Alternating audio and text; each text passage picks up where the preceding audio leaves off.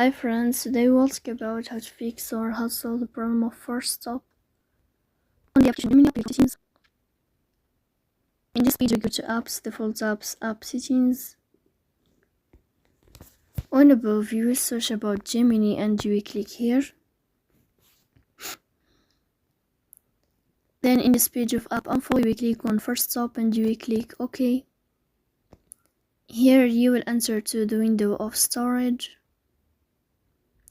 Here you will click on Clear Cache. But pay attention, don't click clear data because that can delete your account. Then you can turn off your Wi-Fi and you can turn on your Wi-Fi again. So please don't forget to support us, bell icon, subscribe. See you next time and thank you for your watching and your attention. Gemini. If you find update here, then you can update your app as you see. So please don't forget to support us, bell icon.